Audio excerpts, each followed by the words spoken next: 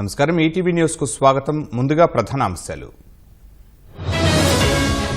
వైద్యుల భద్రతకు చర్యలు తీసుకోవాలన్న సుప్రీం. కోల్కతా ఘటనలో ఎఫ్ఐఆర్ నమోదు ఆలస్యంపై ఆగ్రహం. ఆర్జికర్ ఆసుపత్రి మాజీ ప్రిన్సిపల్ లై డిటెక్టర్ పరీక్ష, సిబిఐకి ప్రత్యేక కోర్టు అనుమతి. దేశంలో రోజుకి 90 అత్యాచారాలు, కఠిన చట్టం తేవాలని మోదీకి మమతా బెనర్జీ లేఖ. బాలికల భద్రతపై రాజీ వద్దు, బద్లాపూర్ ఘటనపై బాంబే హైకోర్టు వ్యాఖ్యలు. యుద్ధభూమిలో పరిష్కారాలు లభించవు, శాంతి స్థాపనకు భారత్ సహకరిస్తుందన్న మోదీ. నేషనల్ కాన్ఫరెన్స్ కాంగ్రెస్ మధ్య పొత్తు, జమ్మూ కాశ్మీర్ ఎన్నికల్లో కూటమిగా పోటీ. పార్టీ జెండా ఆవిష్కరించిన నటుడు విజయ్. 2026 తమిళనాడు అసెంబ్లీ ఎన్నికల్లో పోటీ.